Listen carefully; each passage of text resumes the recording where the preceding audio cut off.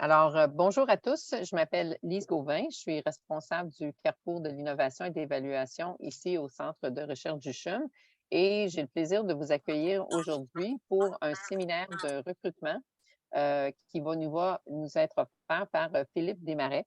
Philippe Desmarais qui souhaite se joindre comme chercheur régulier au Centre de recherche du CHUM et il va nous faire une présentation qui est intitulée «Les symptômes neuropsychiatriques en troubles neurocognitifs». Il va faire une présentation de son cheminement et de son programme de recherche et je pense, Philippe, tu me corriges si j'ai tort, je pense que tu as une présentation d'une trentaine ou une quarantaine de minutes? Environ 40 minutes. Environ une quarantaine de minutes, donc il nous restera une vingtaine de minutes pour avoir des échanges et des questions. Vous pouvez soit lever votre main et poser des questions de vive voix ou encore, si vous préférez, vous pouvez utiliser la boîte de clavardage pour poser vos questions. Dans tous les cas, c'est très intéressant d'avoir les commentaires et les échanges. C'est la partie qui est souvent appréciée le plus par les candidats. Je vous informe que la rencontre, elle est enregistrée. Elle sera disponible sur la page YouTube du Centre de recherche après la présentation. Voilà, sur ce, je vais céder la parole à Philippe. Et pour celles et ceux qui ne l'ont pas fait, je vous invite à fermer les micros de vos appareils afin d'éviter le bruit d'arrière-plan. Philippe, à toi la parole. Merci Gauvin pour l'introduction. Donc, bonjour à tous. Donc, je suis Philippe Desmarais, je suis interniste gériatre au CHUM et il me fait plaisir de venir vous parler sur les symptômes neuropsychiatriques en troubles neurocognitifs, plus précisément sur comment développer des interventions efficaces malgré le chevauchement clinique et polypathologique. Tout d'abord, avec mes déclarations des conflits d'intérêts, je dois mentionner que j'ai reçu dans les dernières années des honoraires en tant que consultant expert pour la compagnie AIC. Par contre, je n'ai pas l'intention de parler des médicaments pour lesquels j'ai donné mon expertise. Voici le temps de la présentation. Dans un premier temps, je vais vous parler des troubles neurocognitifs qui sont maintenant des maladies plus que centenaires. Vous apporter quelques chiffres, quelques statistiques, vous parler des médicaments qui sont dans le pipeline actuellement. Puis, on va focusser la discussion sur les symptômes neuropsychiatriques, donc les symptômes qui me passionnent particulièrement. On va parler prévalence, incidence, les associations et l'importance de ces manifestations neuropsychiatriques. Ensuite, on va discuter des études cliniques antérieures. Quelles sont les connaissances, les limites à nos connaissances actuellement? Quels sont les obstacles à déterminer, développer des interventions pharmacologiques efficaces pour ensuite parler de comment développer justement des interventions thérapeutiques efficaces. Donc, à travers la présentation, je vais vous donner des données probantes, je vais mettre en lumière les lacunes de nos connaissances, mais je vais aussi vous montrer les résultats de mes études antérieures, vous parler de mes projets actuels et aussi de mes projets à venir.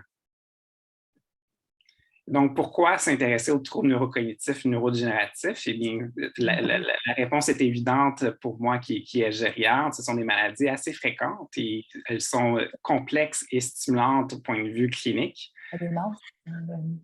C'est aussi des pathologies qui sont maintenant centenaires. Donc, Alois Alzheimer a décrit le cas d'Auguste Deter au début des années 1900. Si on peut, je pense qu'il y a quelqu'un qui n'a pas mis son micro à mute. Merci. Donc, Alois Alzheimer avait décrit il y a maintenant plus de 100 ans le cas d'Auguste Deter, donc une femme dans la cinquantaine qui présentait des déficits cognitifs de nouveau. Elle ne se souvenait plus de son nom, de son âge, le nom de son conjoint. Et donc, il a décrit une des premières descriptions de ces manifestations cognitives. Il a fait la description pathologique au décès, où il a noté les plaques d'amyloïdes. Ou encore le cas de Arnold Pick, qui a décrit il y a plus de 100 ans plusieurs séries de cas de patients avec des démences précoces, certains avec des déficits au niveau du langage, des aphasies, et a décrit à la pathologie la dégénérescence fortement asymétrique au niveau frontotemporal et les trouvailles de corps de Pick qui allaient prendre son nom par la suite.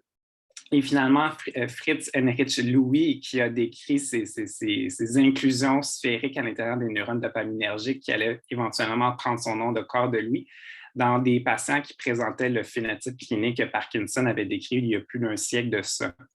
Donc, Ces 3 pathologies sont décrites depuis plus de 100 ans et maintenant on sait que ces 3 pathologies sont les causes les plus fréquentes de maladies neurodégénératives qui donnent des déficits cognitifs. Donc, maladie d'Alzheimer étant la pathologie la plus fréquente de façon précoce avant 65 ans et après 65 ans. La démence frontotemporale, qui peut être secondaire à la maladie de Pick, est la deuxième cause la plus fréquente en bas de 65 ans, puis la démence à corps de Lewy, qui est la deuxième cause la plus fréquente neurodégénérative après 65 ans. Et donc, c'est des maladies qu'on s'y intéresse parce qu'elles sont très fréquentes, très prévalentes. Ici, des chiffres à l'appui de statistiques américaines qui datent de 2021. À l'époque, c'était 6 millions de personnes de 65 ans et plus qui avaient une maladie d'Alzheimer.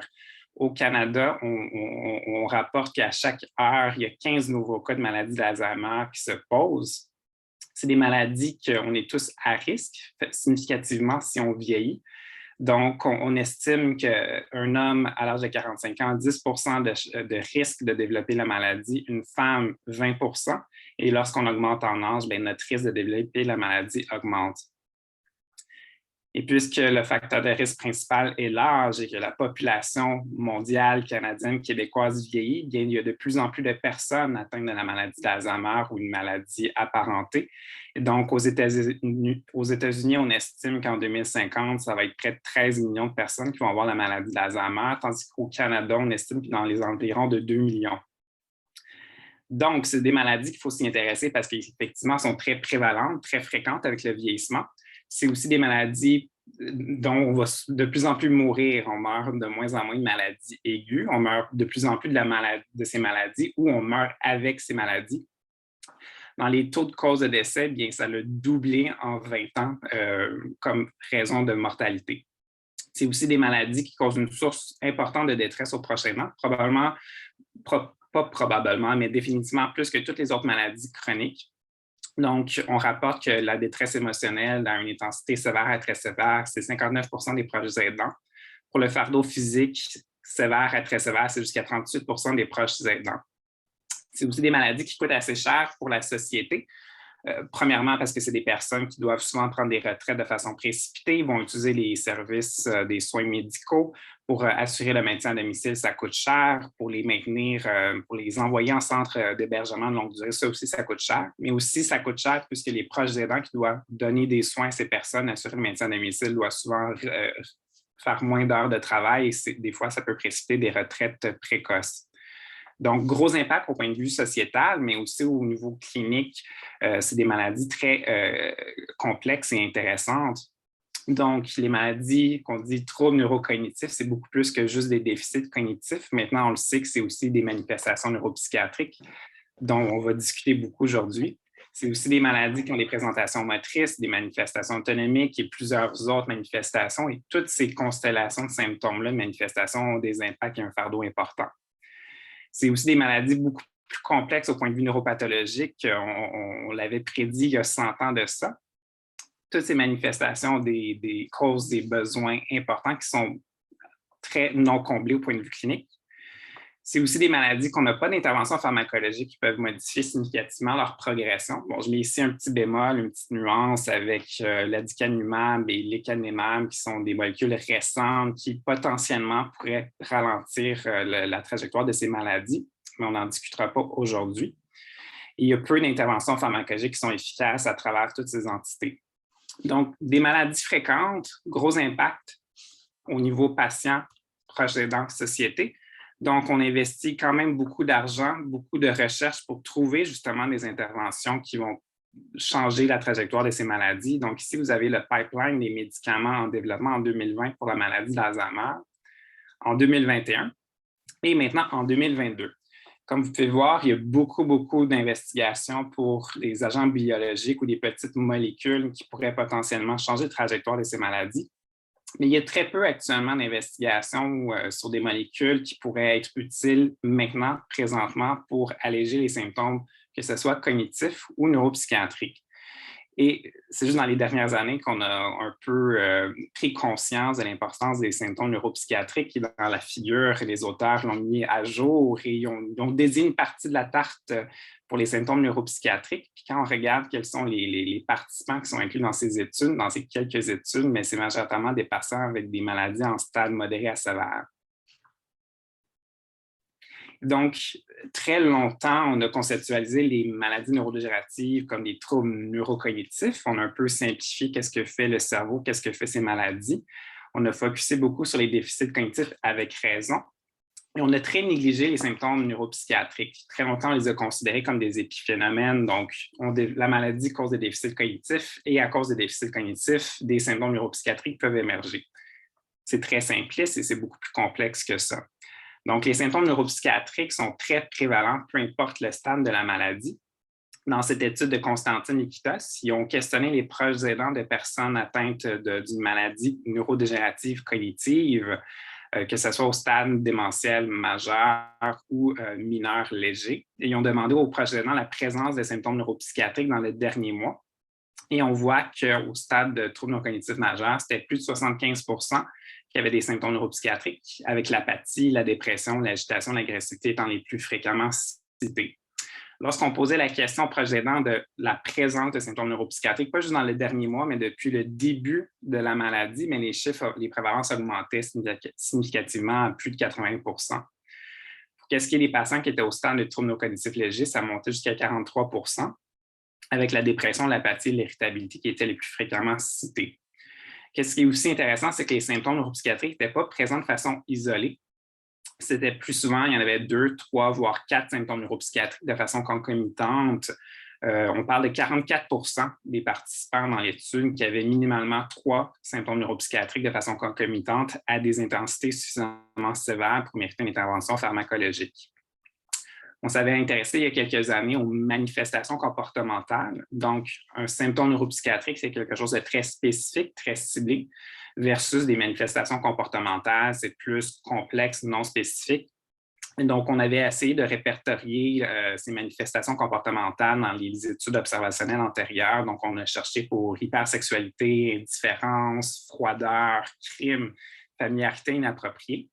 On avait trouvé des prévalences de 62 à 68 pour la démence frontotemporale et de façon assez précoce, puis pour la maladie d'Alzheimer dans les alentours de 2 à 7 Donc, les symptômes neuropsychiatriques sont fréquents, peu importe le stade de la maladie, mais sont aussi très fréquents, peu importe la pathologie sous-jacente. Donc, dans une étude que nous avons faite sur justement décrire les symptômes neuropsychiatriques dans diverses entités neuropathologiques confirmées à l'autopsie, on s'avait intéressé aux troubles dans le spectre de la dégénérescence lobaire frontotemporale. On avait des patients avec autopsie positive pour des TDP-43, pour des maladies PIC, des dégénérescences corticobasales, des PSP. Puis on avait comparé les prévalences de symptômes neuropsychiatriques à ceux avec des Alzheimer avérés. Et peu importe la pathologie, les symptômes neuropsychiatriques étaient omniprésents, comme vous pouvez le voir avec les symptômes neuropsychiatriques, avec l'apathie qui était présente le plus fréquemment dans tous les participants de l'étude et de façon le plus sévère. Et on sait aussi que les symptômes neuropsychiatriques en démence accordélie sont très prévalents avec des manifestations psychotiques jusqu'à 76 des symptômes de l'humeur anxio-dépressif assez fréquents et aussi des manifestations en lien avec le sommeil jusqu'à 80 Ce n'est pas surprenant puisque ce sont des caractéristiques qui font partie des critères diagnostiques. Plus récemment, le docteur Zainar Ismaël à l'Université de Calgary a mis à jour et a remis à l'avant-plan le concept du trouble du comportement léger qui avait été décrit au début du 21e siècle par Dr. Fernando Tarragano à l'Université de Buenos Aires. Qu'est-ce que c'est le trouble du comportement léger? Bien, c'est la présence, l'émergence d'une manifestation neuropsychiatrique après l'âge de 50 ans qui persiste sur plus de 6 mois, qui représente un changement significatif de la personnalité de la personne auparavant, qui peut toucher à différents domaines différents. Ça peut être au niveau de la motivation, de la régulation des émotions, du contrôle des impulsions, la cognition sociale et la perception, le sensorium. Et il a été démontré dans des études observationnelles longitudinales que l'émergence de symptômes de façon persistante, même en absence de déficit cognitif, eh bien, c'est un facteur de risque important pour développer une maladie neurodégénérative, avec un taux de conversion à 5 ans de plus de 71 %, un taux de conversion qui est même plus élevé que ceux qui ont des troubles cognitifs légers.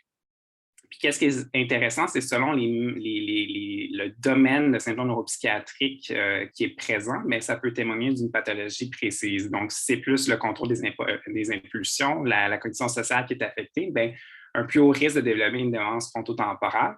Si c'est plus de symptômes au point de vue de la perception du sensorium, il y a plus de chances de développer une démence à corps de Louis.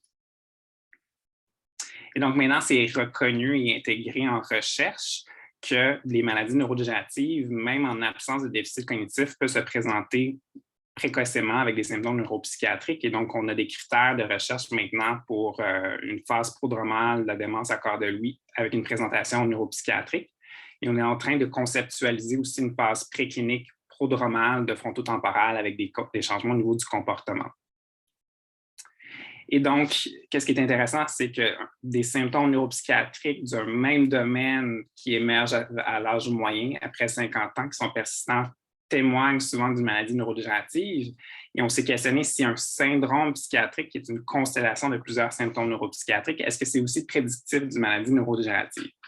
On s'est intéressé dans un premier temps au syndrome du stress post-traumatique, qui est une constellation de symptômes neuropsychiatriques. Ça inclut des souvenirs intrusifs, des cauchemars, de l'évitement, de l'hypervigilance, des symptômes d'anxiété qui émergent suite à un trauma. Et donc, on a fait une méta-analyse de plusieurs études, plus d'une vingtaine, qui justement étudiaient le sujet. Et on a déterminé qu'il y avait un risque accru de développer un trouble neurocognitif, toute étiologie confondue. Par contre, comme vous pouvez le voir avec nos résultats de méta-analyse ici, c'était une littérature assez hétérogène. Et lorsqu'on regardait dans les études individuelles quelles étaient les pathologies les plus souvent citées, rapportées, on voyait un risque accru pour les démences frontotemporales et la démence à corps de Louis. Et ça, c'est même en contrôlant pour des facteurs confondants tels que des traumas crâniens, d'autres maladies psychiatriques, l'utilisation de certains psychotropes et l'association de maladies positives, peu importe si c'était une cohorte de vétérans ou encore des civils. Plus récemment, on s'est intéressé aux troubles somatoformes et maladies apparentées, qui est un autre syndrome psychiatrique avec d'autres constellations de symptômes neuropsychiatriques. Donc, c'est des pensées, des émotions, des comportements excessifs en lien avec des sensations somatiques, une mauvaise interprétation des sensations corporelles avec beaucoup d'anxiété et peur d'avoir une maladie. Malgré qu'on n'a pas réussi à faire une méta-analyse à cause de la qualité des études qu'on a incluses, on a quand même objectivé, décrit qualitativement qu'il semblait avoir un risque accru de développer un trouble du spectre des maladies à corps de Louis. On a identifié 123 sujets qui avaient un trouble somatoforme et apparenté à début tardif vers la cinquantaine, et 34 % avaient développé une maladie neurodégénérative. Puis de ceux qui avaient une maladie neurodégénérative, 81 % c'était une maladie du trouble des maladies à corps de Louis. Qu'est-ce qui était intéressant dans ces deux syndromes psychiatriques, c'était que la conversion entre le début, l'émergence des symptômes neuropsychiatriques et les déficits cognitifs, la maladie neurocognitive, on parlait d'une conversion à l'intérieur de 5 ans, assez similaire aux troubles du comportement léger. Et donc, c'est des maladies, des symptômes neuropsychiatriques sont fréquents, peu importe le stade, peu importe la pathologie sous-jacente, puis peut être même présent avant le début des déficits cognitifs. Et quand on regarde dans les études quels sont les facteurs, les manifestations qui causent le plus d'impact, plus de fardeau, bien, c'est souvent les symptômes neuropsychiatriques qui sont en haut de la liste. Puis maintenant, on le sait très bien que deux patients qui ont le même diagnostic, le même trouble neurocognitif majeur, mais lui qui présente des symptômes neuropsychiatriques, il va avoir un déclin accéléré au point de vue cognitif et fonctionnel, probablement parce que la maladie cérébrale est plus importante, va consulter plus souvent à l'urgence et se faire hospitaliser. Le maintien à domicile va être plus difficile, puis il va être exposé à plus de prescriptions inappropriées. On sait aussi que deux patients avec des profils similaires au point de vue cognitif, moteur, autonomique, bien, lui qui présente des symptômes neuropsychiatriques va causer plus de détresse aux proches aidants. Puis beaucoup de manifestations ont été énumérées. Donc, les pires pour les proches aidants, c'est les symptômes psychotiques, l'agressivité et l'apathie. On s'est intéressé plus récemment dans un contexte que justement la population québécoise vieillit, nos urgences sont surchargées, nos étages sont surchargés, mais est-ce que les symptômes neuropsychiatriques des patients hospitalisés causent un stress, un impact négatif sur les intervenants? Donc, on a sondé les intervenants qui travaillent sur les étages de soins médicaux ou chirurgicaux à travers le réseau de l'Université de Montréal. On les a questionnés sur est-ce qu'ils sont exposés à ces symptômes-là. 72% des intervenants qui ont été sondés mentionnaient rencontrer des patients avec des troubles cognitifs majeurs de façon fréquente, très fréquente sur leur travail et d'être exposés assez fréquemment à plusieurs symptômes neuropsychiatriques.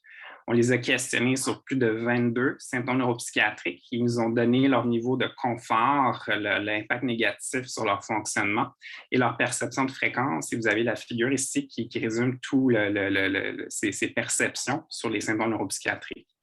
Qu'est-ce qui est intéressant, c'est que les intervenants mentionnaient un grand fardeau des symptômes neuropsychiatriques, un grand niveau d'inconfort. C'était surtout avec les manifestations qu'on n'avait pas d'intervention pharmacologique efficace. Et donc, ça vaut la peine de s'intéresser aux symptômes neuropsychiatriques dans les maladies neurodégénératives puisqu'elles sont très fréquentes, très prévalentes et causent vraiment un impact important sur plusieurs vies. Et donc, plusieurs études antérieures pharmacologiques s'y ont intéressées pour tenter de trouver justement une intervention qui peut mitiger les impacts. On avait regardé antérieurement toutes les études pharmacologiques, études randomisées contrôlées en dégénérescence lobaire frontotemporale. Donc, ça s'avait intéressé à tous les phénotypes cliniques, que ce soit PSP, syndrome corticobasal, variante comportementale, aphasie primaire progressive. On avait identifié uniquement 23 études sur 20 ans. Et sur ces 23 études, seulement 9 études avaient comme issue primaire des symptômes neuropsychiatriques. Et de ceux qui avaient comme issue primaire les symptômes neuropsychiatriques, bien, il y avait peu d'interventions qui avaient démontré des bénéfices significatifs. Puis quand il y avait des bénéfices significatifs rapportés, c'était surtout des efficacités sur des échelles subjectives telles que l'impression d'amélioration globale du clinicien ou encore sur des outils composites avec plusieurs autres variables. Quand on essaie de comprendre, disséquer dans ces études quelles étaient les limitations, c'était toutes des très petites études en taille, qui n'est pas surprenant. Faire des études en démence frontotemporale, c'est très difficile. On parle de cohortes de 20, 30, peut-être 40 participants, avec quelques exceptions. Et dans ces études, il y avait absence d'utilisation de biomarqueurs pour... Bon, actuellement, on n'a pas beaucoup de biomarqueurs pour confirmer les diagnostics, mais il n'y avait pas d'utilisation de biomarqueurs pour exclure d'autres pathologies pour avoir le même phénotype clinique. Aussi, certaines des interventions avaient été de courte durée. On s'avait aussi intéressé dans le passé à la psychose en maladie de Parkinson. La psychose est probablement le symptôme neuropsychiatrique le plus fréquent et qui cause le plus de détresse en maladie de Parkinson après un certain nombre d'années d'évolution de la maladie. Et donc, on s'avait intéressé au cas de figure de la quétiapine.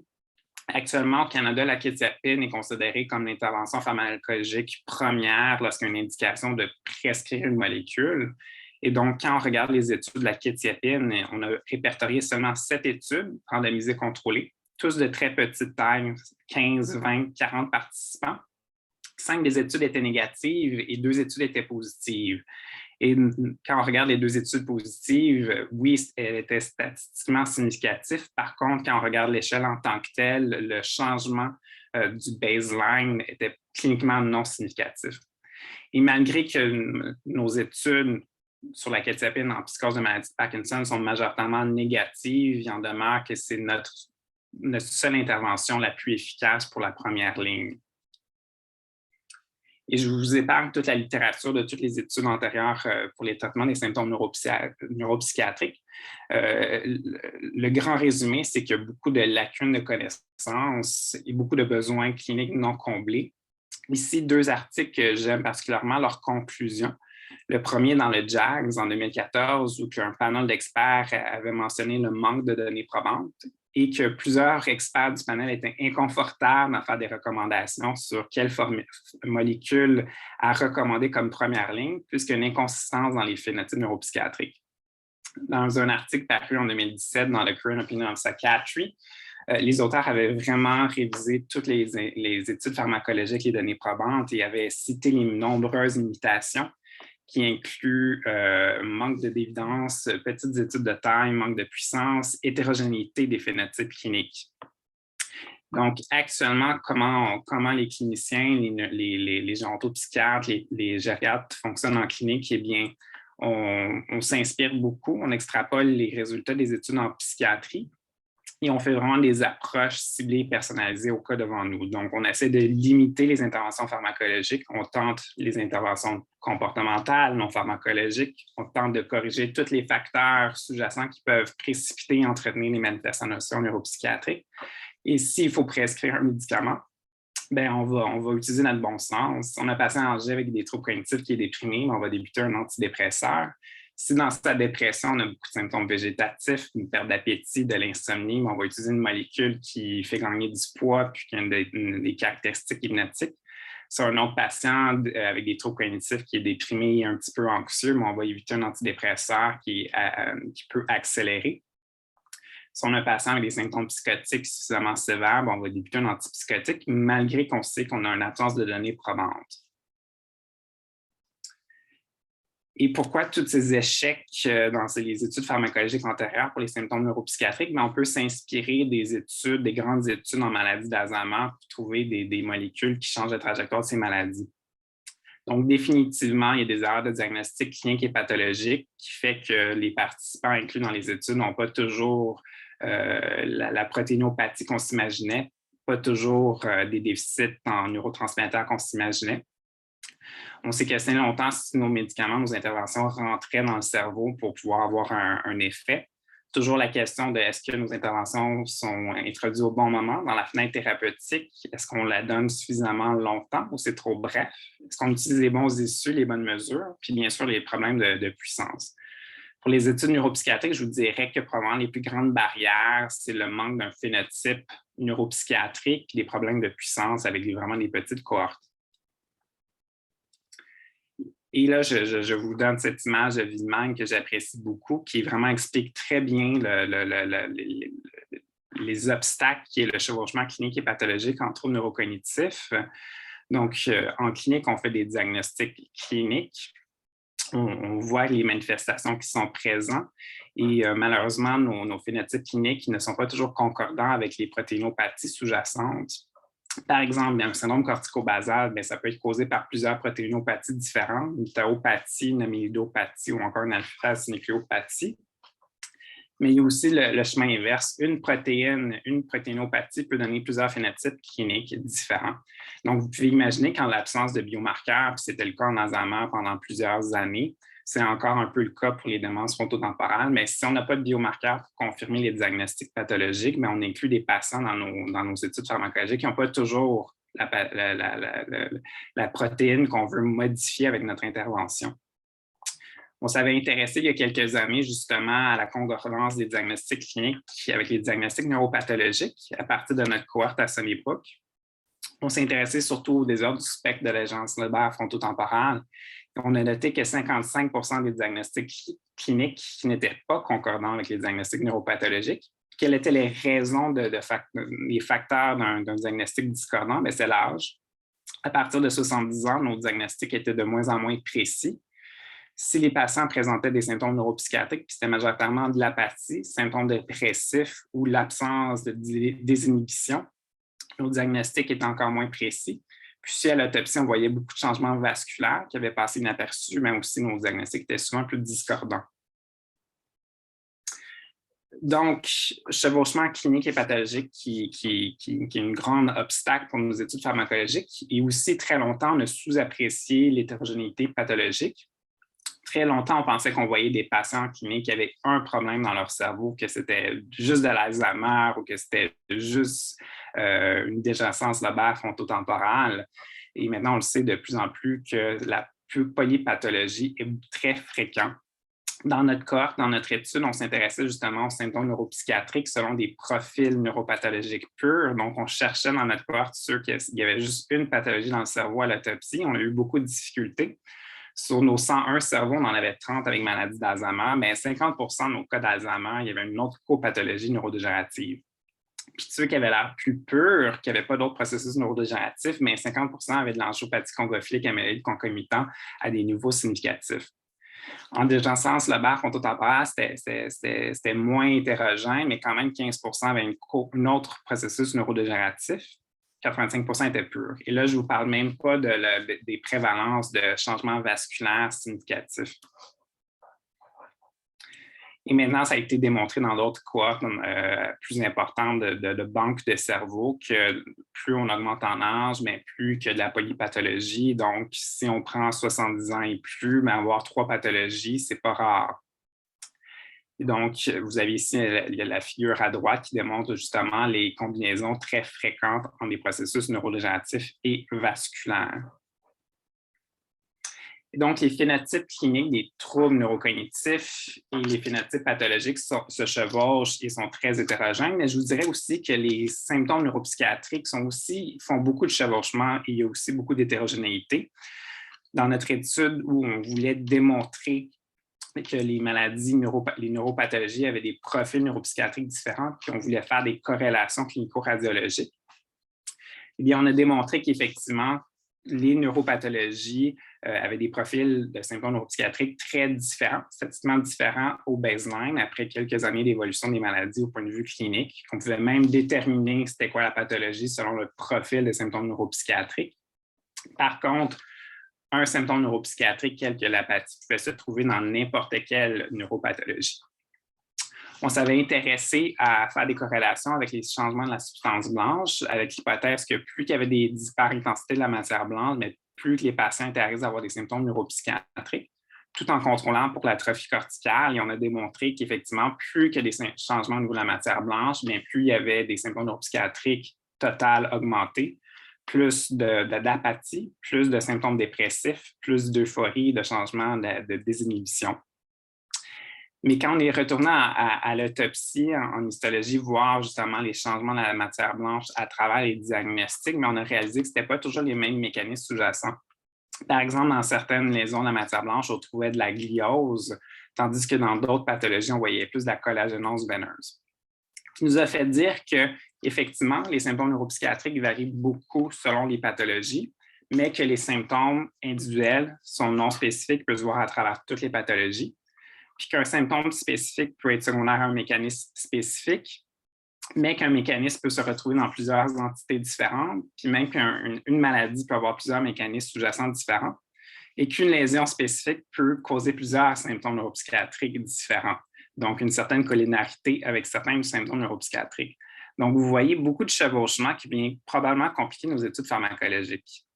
Je reprends ici l'image de Wiedemann, où on voit bien les chevauchements, et je rajoute cette deuxième partie des symptômes neuropsychiatriques, que toutes ces pathologies-là peuvent présenter des constellations de symptômes neuropsychiatriques, mais que la majorité des symptômes neuropsychiatriques peuvent se voir à travers tous les processus neurodégénératifs.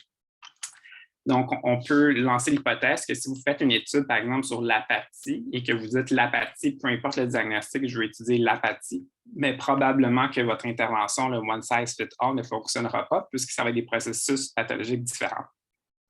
Ou si vous voulez adresser l'hétérogénéité en vous disant je vais prendre un phénotype clinique très précis, la maladie d'Alzheimer, et je vais juste prendre la maladie d'Alzheimer prouvée avec biomarqueurs, qui présente de l'apathie, bien, même dans ce scénario-là, il y a plusieurs mécanismes sous-jacents à la maladie d'Alzheimer qui peuvent donner de l'apathie.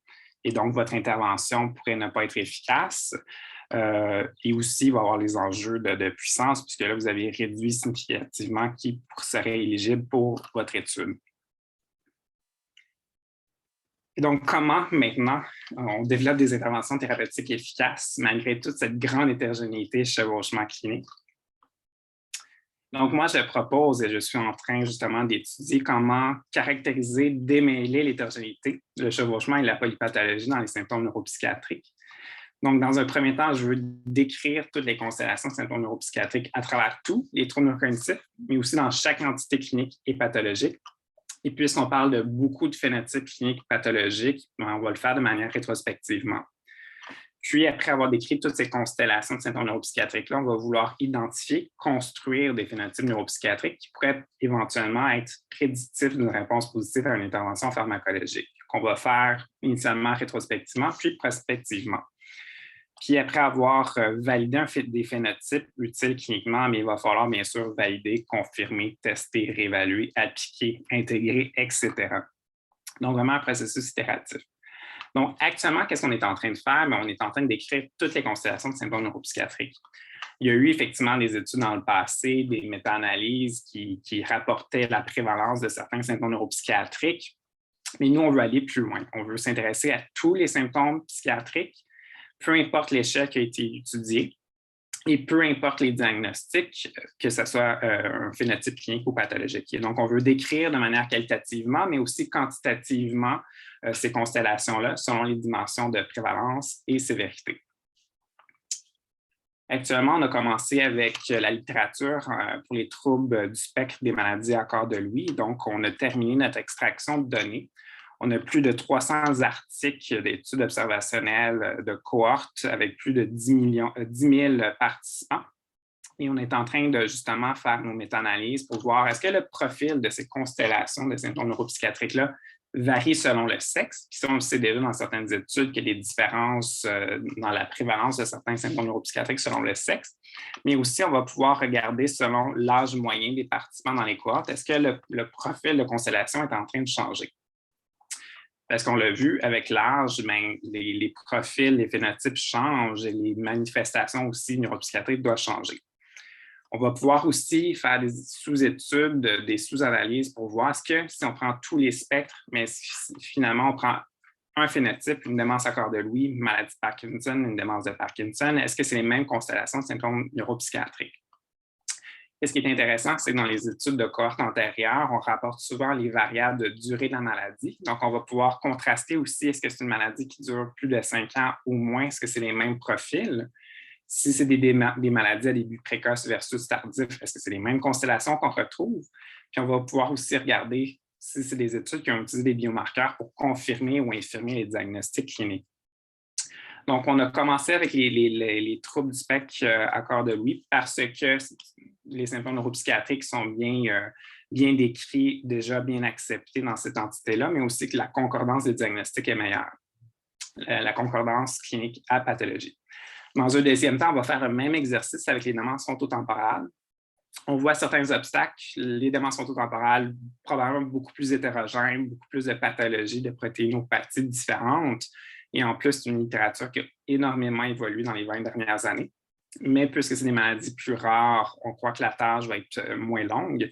Et on va terminer avec la maladie d'Alzheimer, obstacles différents, démence la plus fréquente, donc il va y avoir beaucoup de littérature. Mais là, puisque c'est une étude, une méta-analyse, on va pouvoir juste décrire des constellations de symptômes neuropsychiatriques. On ne va pas pouvoir créer des phénotypes puisqu'on ne saura pas quels sont les deux symptômes neuropsychiatriques qui sont concomitants très fréquemment ensemble, qui pourraient faire partie d'un phénotype puisqu'on est au niveau macro. Donc, pour la suite, on va vouloir identifier, construire des phénotypes neuropsychiatriques. Pour ce faire, on va utiliser l'étude COMPASS-ND, qui est la Comprehensive Assessment of Neurodegeneration and Dementia Study, qui est une étude observationnelle longitudinale canadienne, qu'on vise à avoir plus de 1600 participants qui vont être suivis sur 5 ans. Actuellement, on est dans les alentours de 1200 participants. Donc, dans cette cohorte canadienne, on a tous les diagnostics cliniques cognitifs qui nous intéressent. C'est 35 centres au Canada, dont le CHUM, CRCHUM, nous participons et je suis l'investigateur principal pour le site. En quelques lignes, qu'est-ce qu'on fait avec les participants? Bien, c'est des participants qui ont des évaluations multiples et répétées initialement, puis répétées à 2 ans. Nos évaluations incluent plusieurs échelles neuropsychiatriques, mais incluent le NPI. On a des résonances magnétiques au baseline, puis il y a aussi une collecte de biochimie avec prise de sang, liquide céphalorachidien, puis des dons de cerveau. On est déjà plus d'une vingtaine de cerveaux dans notre cohorte qui a pu justement nous témoigner de est-ce qu'on est bon à faire des concordances de diagnostic clinique à pathologique. Actuellement, notre dernier update sur où on est rendu dans notre recrutement et dans nos données qui date de février 2022, mais on a 170 participants avec des troubles du spectre de la maladie à corps de Lewy, 50 participants avec démence frontotemporale, puis plus de 400 participants avec maladie d'Alzheimer, des stades différents. Et donc, lorsqu'on va avoir terminé nos méta-analyses, on va dans un premier temps comparer nos constellations de symptômes neuropsychiatriques avec ceux de COMPASS-ND. Et ces premières données-là vont nous permettre de nous orienter à créer des profils neuropsychiatriques, puisque là, on va avoir des individual participant data. Puis on va construire des phénotypes neuropsychiatriques à travers les diagnostics cliniques, donc all cases, mais aussi à l'intérieur de chaque entité clinique. Ça va être vraiment un processus itératif. On va le faire de façon prospective, donc ça va être un gros exercice nosologique, mais on va quand même être guidé par la neuroimagerie pour voir vraiment qu'il y a une logique avec la pathologie. Donc, est-ce qu'on va être capable de décrire un patient âgé avec maladie d'Alzheimer qui est anxieux, irritable et agressif, puis qu'on voit des lésions de la matière blanche en frontale, versus une jeune patiente de maladie d'Alzheimer qui est plus côté dysphorique, apathique et labile que simplement de l'atrophie corticale.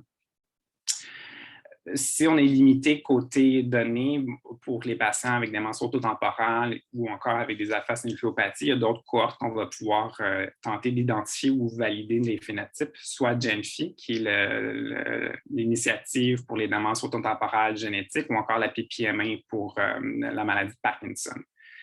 Et donc, avec ces deux grandes étapes, on souhaite décrire les constellations, créer des phénotypes neuropsychiatriques, et on souhaite utiliser justement ces phénotypes neuropsychiatriques pour permettre d'évaluer dans les études s'il existe des sous-groupes de participants qui ont ces phénotypes-là qui peuvent répondre à des interventions pharmacologiques.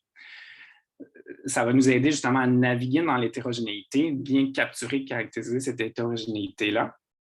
Puis aussi, ça pourrait nous aider à contourner le problème de puissance avec nos diagnostics plus rares.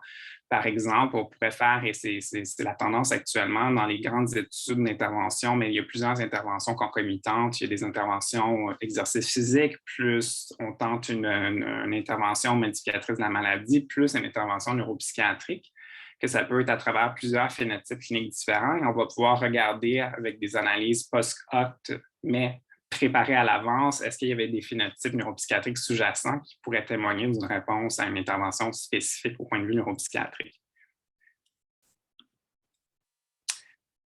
Et donc, en conclusion, qu'est-ce que je veux que vous reteniez, c'est que les symptômes neuropsychiatriques, ce ne sont définitivement pas des épiphénomènes en troubles neurodégénératifs. Ils sont très fréquents, très prévalents, causent beaucoup de détresse. Et donc, ça mérite qu'on s'y intéresse et qu'on trouve des interventions maintenant pour les besoins cliniques clients. Que les mécanismes physiopathologiques des symptômes neuropsychiatriques sont probablement très variés, très hétérogènes et se chevauchent beaucoup à travers les troubles neurocognitifs. Puis probablement, une des solutions pour adresser ces besoins-là, c'est de décrire les constellations de ces symptômes puis d'identifier des phénotypes neuropsychiatriques qui sont valides, qui vont permettre justement d'évaluer des interventions pharmacologiques efficaces. Donc, de connaître l'hétérogénéité, de la capturer et de l'adresser.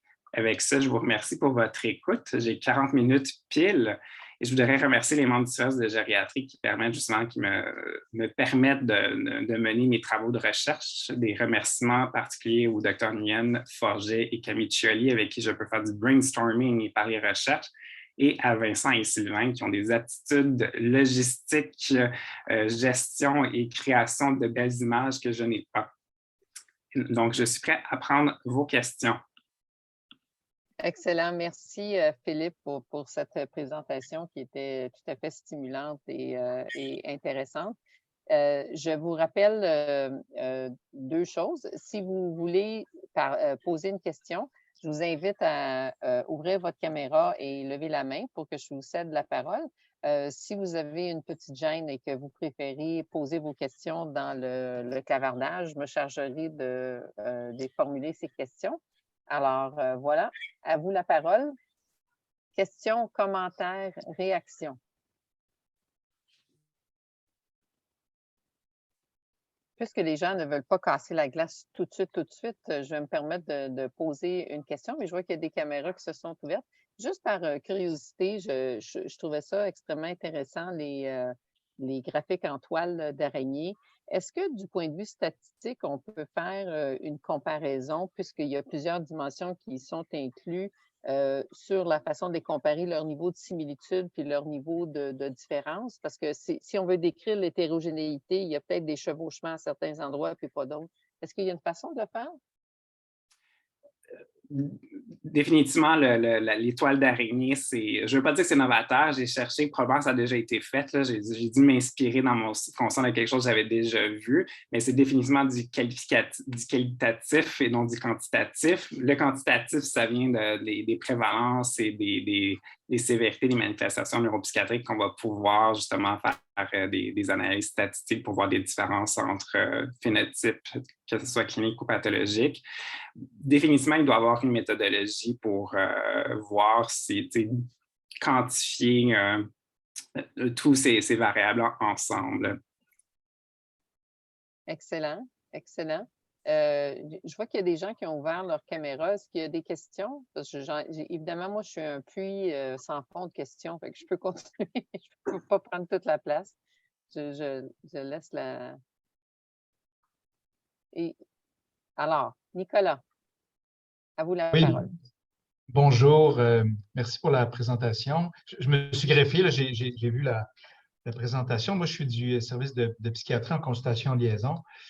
En vous écoutant, je ne peux pas m'empêcher et vous l'avez bien démontré, hein, des liaisons extrêmement chaotiques entre les symptômes neuropsychiatriques, entre les troubles, les diagnostics tels qu'ils sont construits maintenant, les syndromes, et puis la physiopathologie, c'est tellement de chevauchements, tellement complexe. J'y voyais un peu une tentative de reviser notre taxonomie, de reviser notre phénoménologie pour essayer d'y voir un peu plus clair, hein, dans le fond, sur une question majeure de santé publique. Là, je pense que les premières diapos étaient très éloquentes à ce niveau-là. Donc, est-ce que dans le fond, vous parliez de votre subconscient, il y a comme un fantasme là, de reviser la taxonomie là-dessus pour que ça devienne quelque chose d'utile. On a l'impression d'être capable d'avoir une utilité clinique là, pour améliorer le bien-être des personnes atteintes de ces syndromes-là et de leur famille. Là. Mais je vous laisse là-dessus un peu, mais dans le fond, il y a comme un... Je sens est-ce qu'on utilise en utilisant encore la même taxonomie qu'on se peinture dans le fond, on se tire dans le pied parce qu'il faudrait comme changer de façon de classer nos affaires pour pouvoir arriver à quelque chose. Puis là, bien, vous faites un peu une contorsion, mais peut-être la prochaine étape, ce serait de dire, bien, revisons notre façon de classifier, dans le fond, ces problèmes-là. Je vous laisse aller. Bien, exactement. Psychiatres et gériatres, on travaille de façon très similaire. Donc, on fait des diagnostics de syndromes qui sont des constellations de plusieurs symptômes. Puis, on le sait que si on fait une approche universelle à tous les patients qui répondent aux critères d'un syndrome, bien, on n'a pas des hauts taux de succès. Ces premiers épisodes de dépression, on prescrit un antidépresseur juste en disant qu'il est dépressif, mais on a des taux de réponse, puis là, je vais sortir des chiffres qui ne sont probablement pas exacts, de 30-40% à la première molécule qu'on tente. C'est similaire en gériatrie. Si on fait une première tentative pharmacologique à un syndrome, bien, on n'a pas beaucoup de succès. Et donc, avec l'expertise et les années, on réalise que le jeune patient dépressif qui a tel symptôme sous-jacent n'est pas pareil que le patient âgé qui a des symptômes dépressifs avec telle manifestation. Puis là, de plus en plus, on incorpore les biomarqueurs et on sait qu'une dépression à 85 ans puis qu'il y a des changements de la matière blanche en frontale ne va probablement pas répondre à une intervention pharmacologique. Donc, là, on est en train justement d'identifier toutes ces variables qui expliquent cette hétérogénéité. On remet en lumière le fait que c'est des syndromes et non pas des maladies précises. Puis on vise vraiment à faire des diagnostics pathologiques pour avoir des interventions qui vont faire du protein engagement, qui vont avoir des effets bénéfiques. Donc, on essaie à la fin de la journée, qu'est-ce qu'on fait? Mais on fait de la médecine personnalisée, individualisée, puis on vise le biologique. Mais effectivement, il faut faire de la reconceptualisation, qui est un gros exercice, puis ça prend du temps. Là, hein? Juste de faire dire à des neurologues que maladie d'Alzheimer, c'est pas juste un déficit de la mémoire épisodique, c'est des sphères neuropsychiatriques aussi qui sont atteintes. C'est un grand travail. Puis c'est aussi un travail interdisciplinaire, donc on a besoin d'expertise, des connaissances de chacun pour mieux caractériser ces maladies-là. Excellent, merci. Merci. Dans l'ordre, je pense que c'est Quack qui a une question.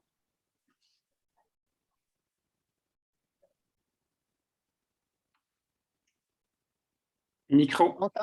On t'entend pas quand même, quoi?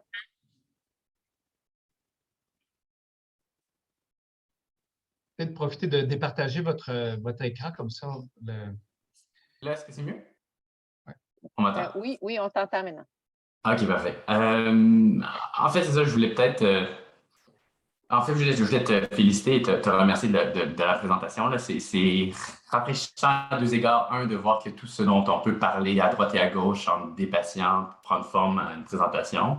Et rafraîchissant aussi parce que je pense que c'est pourquoi ça semble être une niche pour certains, là, les troubles neuropsychiatriques, les manifestations neuropsychiatriques des troubles cognitifs, mais en réalité, ce qui est une niche, c'est probablement la chose la plus importante pour les proches et les patients qu'on voit. Fait que je pense qu'il faut le souligner. Puis ce qui est une niche aussi, c'est parce qu'il n'y a pas tant de choses qui sont publiées, mais le jour où ça devient publié ou le jour où ça change quelque chose pour les patients, pour les proches, bien, ça devient plus une niche, puis ça devient comme un grand domaine de recherche. Ça, c'était une petite pensée. La question... Peut-être, c'est venant de toi qui as un chapeau de transfert des connaissances. Là. Puis on n'a pas beaucoup parlé dans cette présentation-là, puis c'est correct, là, on ne peut pas tout couvrir. Ça reste, c'est pas tant de la neurologie, parce que les neurologues s'intéressent au domaine plus cognitif. Bon, je dirais les psychiatres, souvent, s'intéressent moins à tout ce qui est dégénératif, s'intéressent plus aux manifestations psychologiques, mais de maladies non dégénératives. Et donc là, il y a comme une belle intersection qui est très gériatrique. Je pense.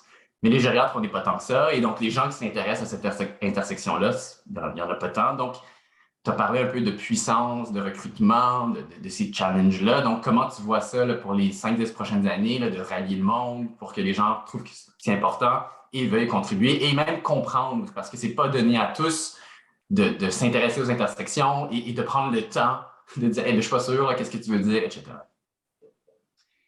Effectivement, ça va être un grand travail à ce niveau-là. Dans notre étude, justement, sur les études en dégénérescence lobale frontotemporale, qui est vraiment l'enfant pauvre des maladies neurodégénératives, puis définitivement pour les interventions neuropsychiatriques, on avait fait un énorme tableau qu'on a publié dans le GNNP sur justement nos recommandations pour les prochaines études pharmacologiques. Et on avait fait plusieurs recommandations sur le fait qu'il faut, puisqu'il y a des problèmes de puissance, il faut être innovateur dans la façon qu'on mène ces études cliniques-là et justement de tenter plusieurs interventions à la fois avec des profils différents de participants en utilisant des biomarqueurs, en utilisant la génétique, etc. Puis qu'on a mentionné dans nos recommandations, mais on a fait une pluie de recommandations, puis là, ça reste à voir qui va nous écouter et intégrer nos recommandations. On avait dit que les symptômes neuropsychiatriques méritaient d'être adressés. Par contre, beaucoup de chercheurs ont mentionné l'absence de phénotype bien défini, bien cristallisé et bien valide. Fait que c'est difficile maintenant, justement, de dire on va s'intéresser aux symptômes neuropsychiatriques si on n'a pas justement ces phénotypes-là pour mieux savoir qui répond ou qui ne répond pas. Moi, je le vois qu'il faut faire des nouvelles façons de faire des études pharmacologiques. Mais ça risque d'être difficile de faire bouger tout le monde à ce niveau-là. Mais je peux nommer quand même FINGER, l'étude FINGER, qui est une étude internationale multi-intervention. Puis justement, il y a des interventions comportementales, facteurs de risque. Puis on le sait, 50% des facteurs de risque de la maladie d'Alzheimer sont réversibles. Donc, il y a des interventions à ce niveau-là. Il y a chercher des interventions pour modifier la maladie. Et probablement, je me trompe, mais aussi ils vont investiguer pour des traitements plus symptomatiques.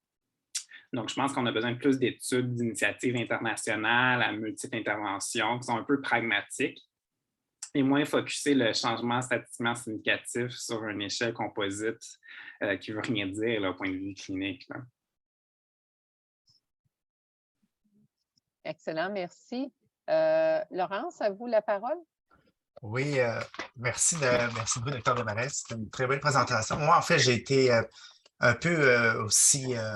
c'est sûr qu'on voit la perspective, puis évidemment, tout le challenge qu'il va y avoir autour éventuellement le déploiement de ces phénotypes et constellations-là. Ce que je trouve intéressant, c'est que dans d'autres domaines, parce que moi, je suis dans un autre domaine, en essence infirmière, donc nous, on est souvent avec des critères d'inclusion-exclusion autour des troubles neurocognitifs vraiment complexes et on lit les études et ça manque beaucoup de clarté. Donc, je vois une opportunité interdisciplinaire incroyable de votre étude, là, si on arrive justement à redéfinir certains phénotypes. Puis nous, par exemple, on fait un scoping review actuellement en sciences infirmières sur l'approche non pharmacologique pour l'apathie dans les troubles neurocognitifs. Et là, on est pris dans les études à un manque de clarté des types de troubles neurocognitifs. Et là, j'ai été très, très impressionné par aussi la possibilité des constellations d'avoir une évolution par rapport à certains phénotypes à travers la maladie large. Alors, ça peut effectivement être intéressant de voir où en est-on rendu avec la personne. Peut-on anticiper son apathie? Vous voyez ce que je veux dire, là?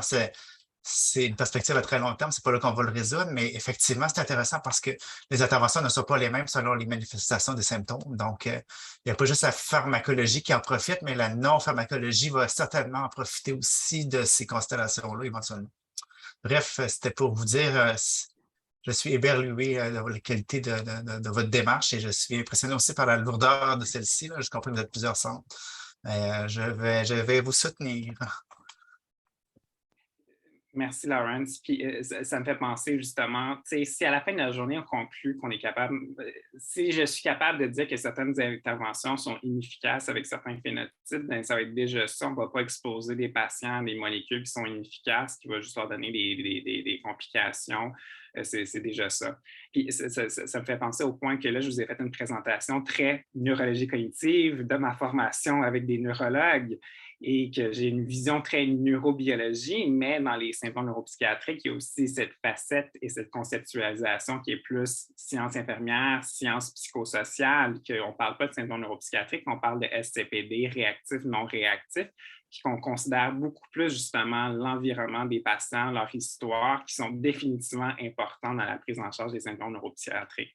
Donc, je focus sur le trait médicus, le trait neurologique, mais on a besoin de la perspective de chacun pour avoir des interventions justement multidisciplinaires, interdisciplinaires, qui incluent aussi du non-pharmacologique. Parce que le non-pharmacologique, ça a été démontré efficace.